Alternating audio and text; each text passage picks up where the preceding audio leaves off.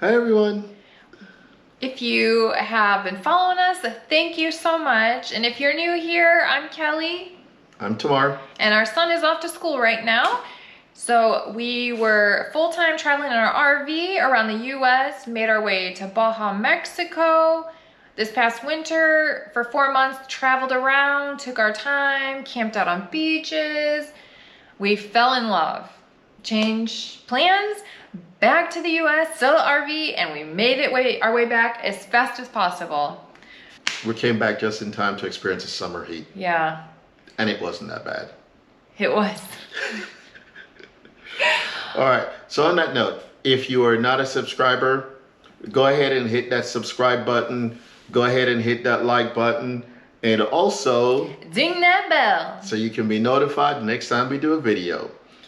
Today's video is gonna be 10 things to consider or do your research before coming on over to Mexico. Number 1, residency.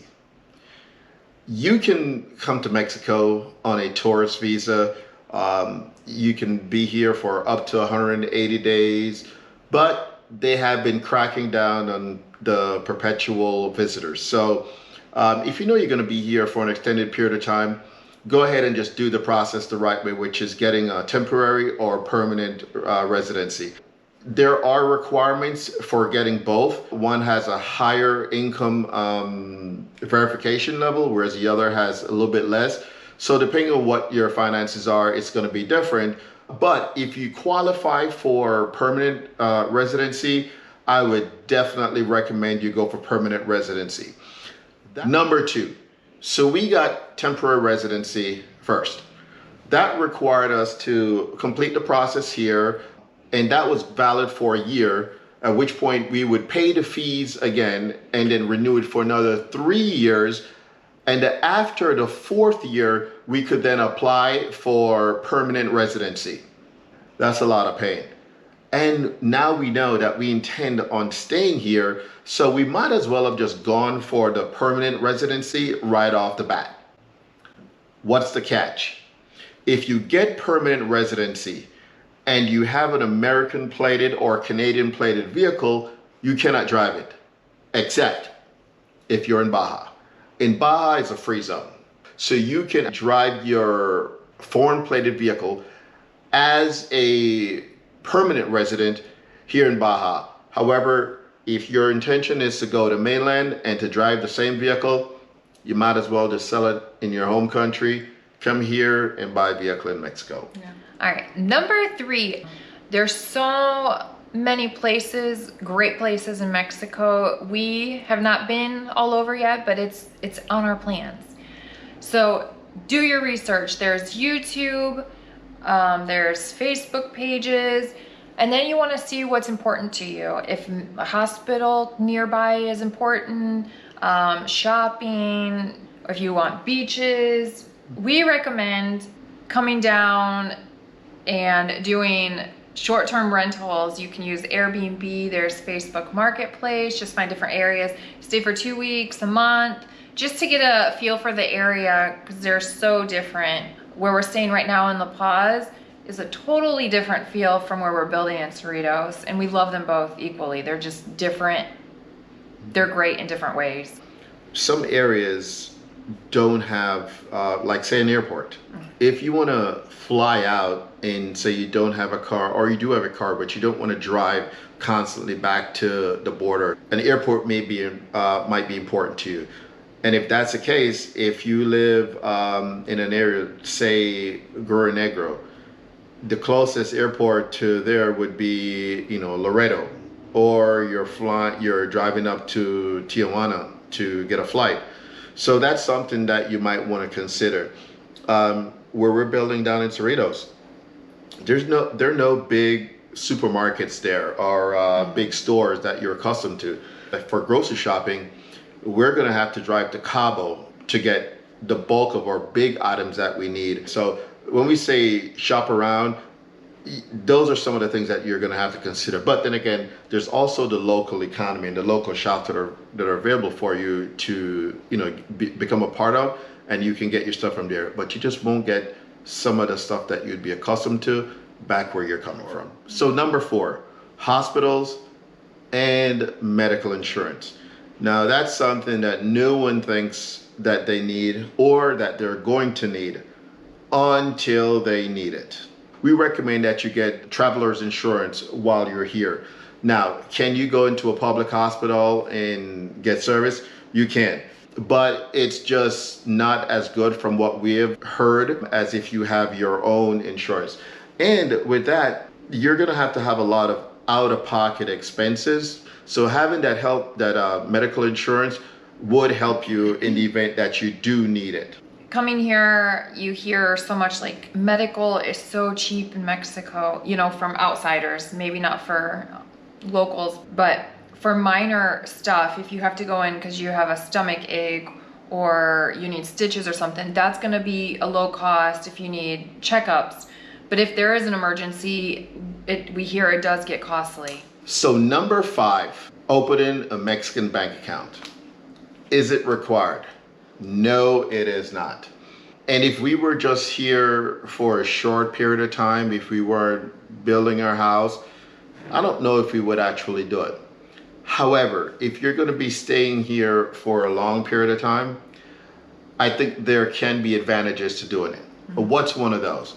A few months ago, the dollar was trading at a really high rate against the pesos. We knew that we were in the process of building a house, so we transferred a significant amount of money into our bank or into our local bank account for the sole purpose of increasing the amount of pesos that we would get in return. Whereas right now, I believe we're somewhere at the time of filming about $20.05. And at the time when we did it, we got $20.95 to the peso.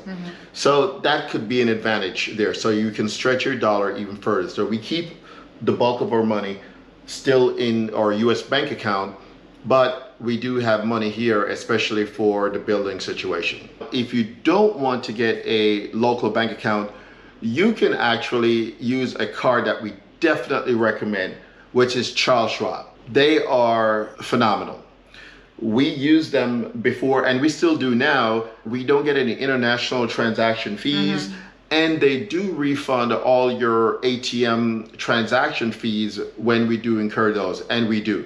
Number 6, we did not go this route, but there's companies out there that offer legal advice for a bank account, looking for houses, purchasing houses, residency, and the best part is it's free.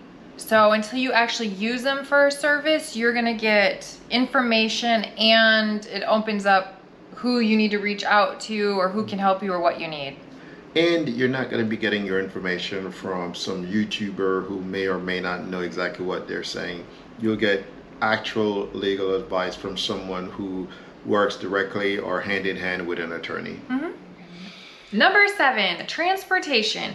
So another part of doing your research is finding the locations that you're wanting to go to. Do you have a car? Do you not have a car?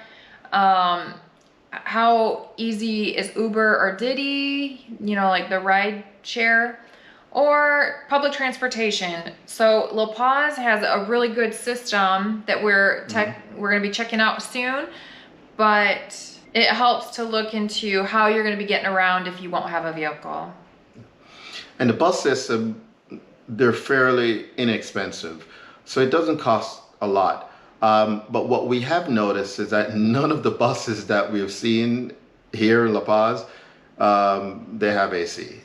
So it's not like the bus system in the United States or, you know, in Canada.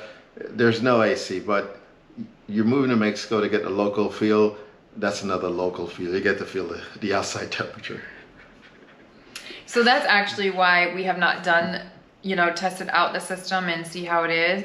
Now that it's cooling off, it's on our list. So. Number 8, we have been using our stateside phones, and we still have our stateside number.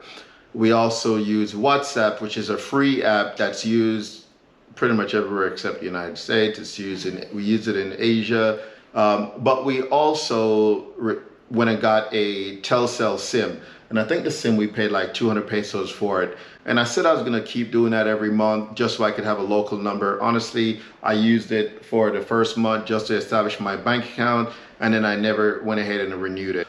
However, Cricket is what we use here in Mexico. We've been using it for, since we've been here. You could say we've been using it since January. Yeah. And it's worked perfect. We get unlimited data, unlimited talk, text. So that's an option for you if you want to keep your stateside number. From what we've seen, cell phones here tend to be a little bit more on the expensive side. Data runs out pretty fast, so it might be costly, but that's something you're gonna have to work through. Yeah, we learned back in January when we first crossed with mine. I tried to use the local and I went through my data so fast. She surfs nonstop, and I'm not talking about in the water. Number 9, meeting new people. We've mentioned this in our last video, or all of our videos that we talk about information. Facebook. There's groups, pretty much anything that you're interested in, you can find within the area that you're searching. Also to meet, it's hard to meet locals, I think, on Facebook because you're in like the expat groups to get the information that you need, gatherings. To meet locals, go to the little local restaurants, which we prefer, we love.